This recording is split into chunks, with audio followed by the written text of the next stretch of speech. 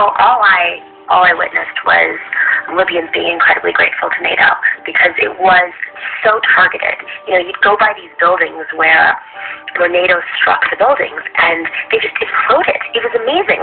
Even in 2015, long after the liberal hawks who pushed Obama to strike Libya had been wholly discredited and the country was in perpetual chaos, Khan stood by her support for the attack, tweeting that the neocons... Okay, so this is a YouTube video behind the headlines. Subscribe to this channel. This is fantastic. It looks professional. It looks, sleek. He's got a ton of evidence, and he's just, documenting the great unmasking. The great unmasking. All these pseudo-left imperialists are fighting against universal health care. Cenk, David Sirota, Roland Morton, Josh Fox, Vosh, Farron Cousins, Anna Kasparian, Sam Cedar, Emma Vigilant, Eric Levitz, David Packman, Ben Dixon, Hassan Albi, Ben Burgess, Max Kaiser, Stacey Hebert, Cody Johnston, Mum's the word for them, Tamsin Shaw, Jamie Elizabeth. These are all the people, Salil Habibi, and Destiny, who's a right-winger.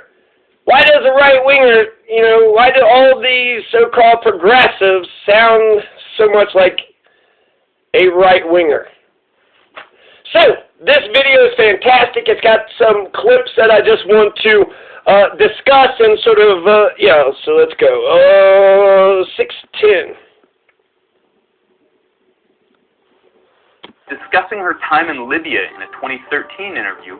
When it comes to NATO, all I witnessed was Libyans being incredibly grateful to NATO because it was so targeted. You'd go by these buildings where NATO struck the buildings, and they just exploded. It was amazing.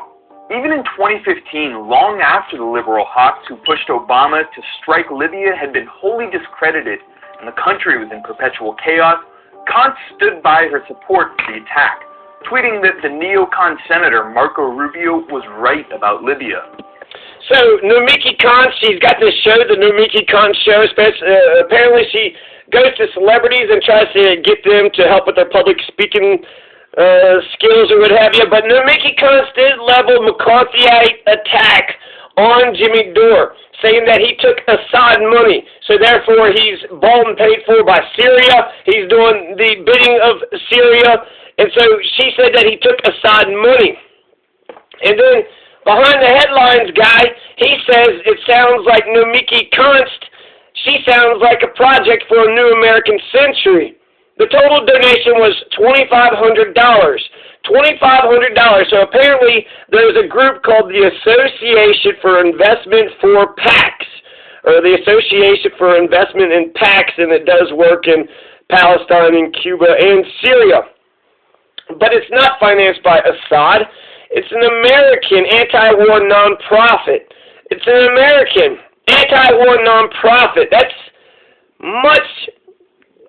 way so where the CIA, where the Assad bullshit came from, it was some CIA cutout, Bellingcat, the UK Foreign Office, the CIA, I don't know, but apparently she read something about Bellingcat said he took Assad money, but it was actually an anti-war group. It was an anti-war nonprofit, an anti-war American nonprofit group. Took $2,500. Okay, yeah, it's the end of the world. So that's Nomiki Khan. At the same time, she was regularly appearing on Fox News to shill for Obama's wars in Syria and Iraq.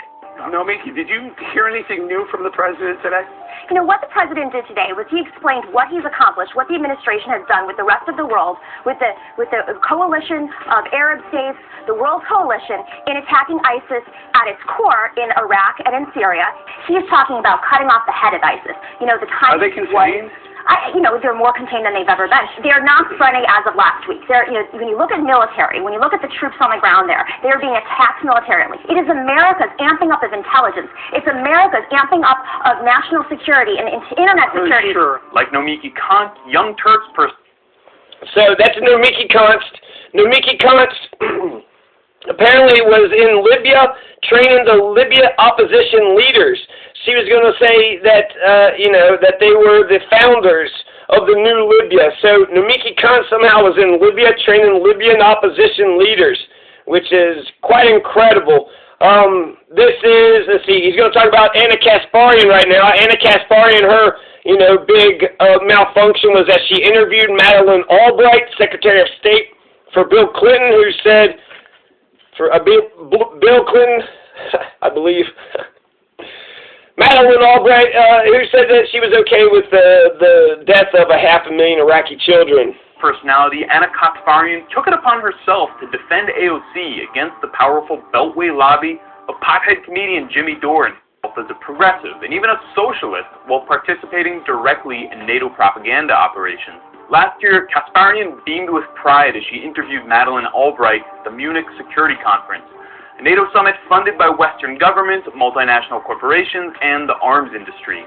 At the same gathering of international militarists, she argued to a U.S. general that Trump was not hard enough on Russia and suggested that he's controlled by Putin. Don't you think there are too many coincidences when it comes to Donald Trump and Russia? And look, I'm not some Russia fearmonger, but he questions the legitimacy of NATO. He questions whether or not it was really that. So he questions the legitimacy of NATO. She's going to say these are all actions at the very end. Questioning is not an act. I question NATO. He questioned about Crimea, if it was a big deal about Crimea, Russia taking Crimea. Deal for Russia to annex Crimea. He was very reluctant to implement those sanctions. So he's, questioning, he's reluctant to implement sanctions. He implemented sanctions against Russia. He is very complimentary to Vladimir. He's complimentary, so this is all, none of those are actions. I mean, it's just his actions really do speak volumes. Kasparian also denigrated leftists who dared to question the avalanche of anti-China propaganda, demanding that they be honest and just accept State Department talking points lock, stock, and barrel.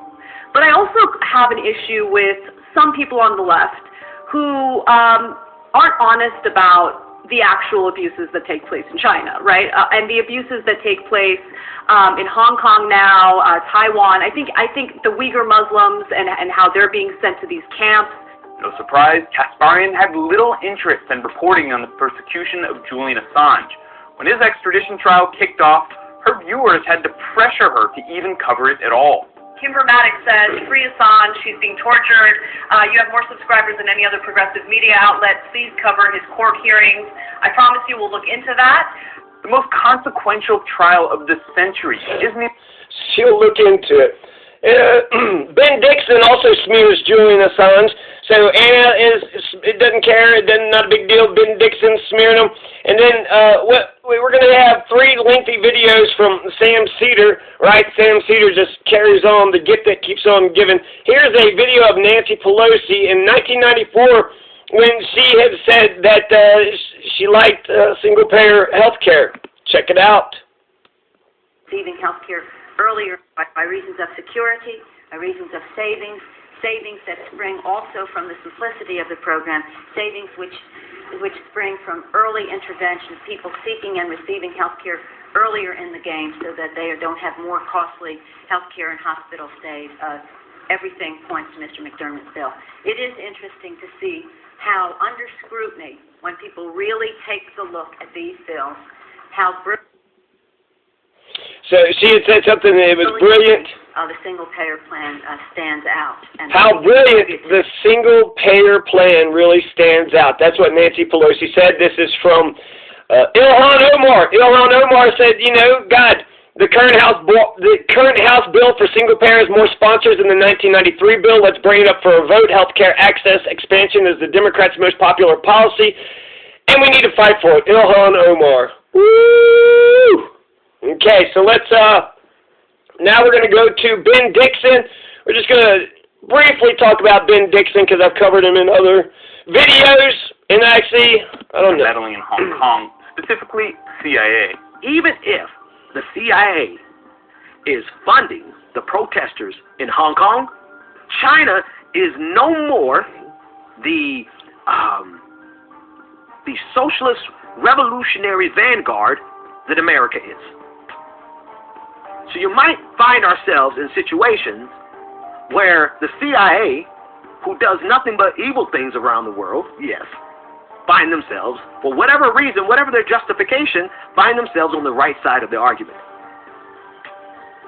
I'm not going to have a knee-jerk reaction and say just because the CIA, it's just like saying just because the America is involved in something, it's inherently evil. No.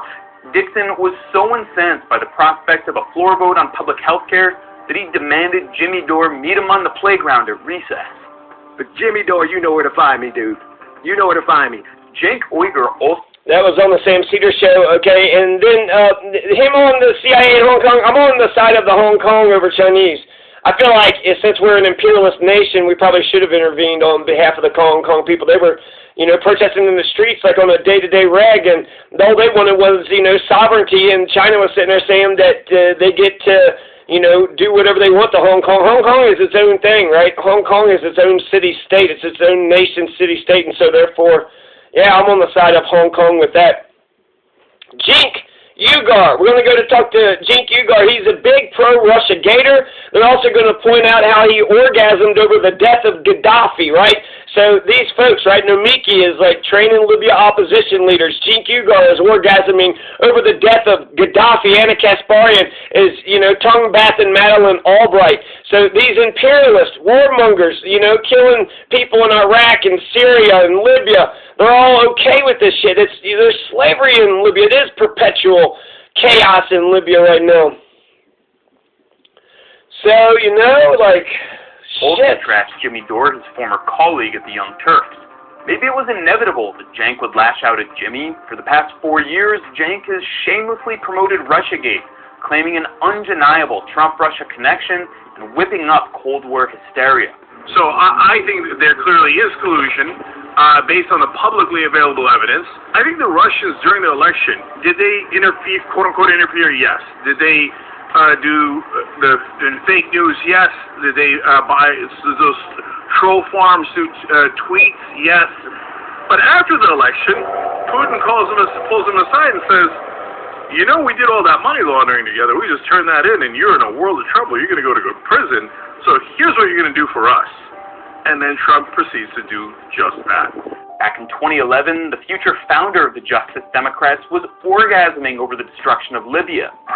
Down goes Gaddafi! It appears, down goes Gaddafi!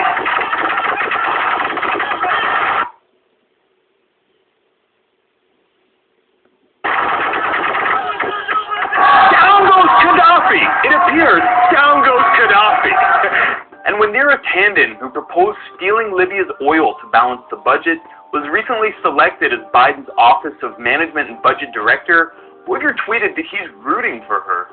And then there's the time that he declared his support for our guys in the CIA. It's no coincidence that the pundits who are circling the wagon... There's, a bunch of faux progressives who are imperialists fighting against Medicare for all, absolutely. 100%, I listened to them earlier.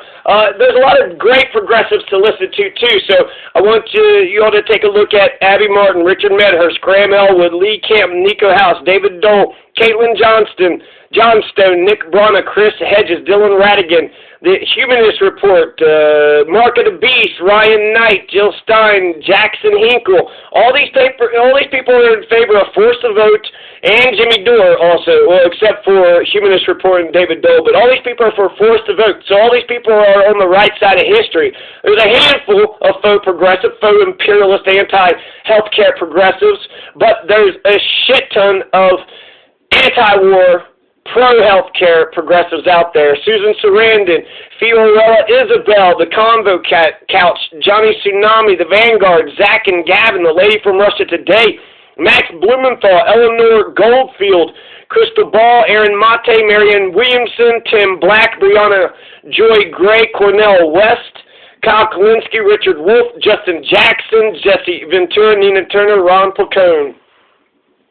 And Ron Placone.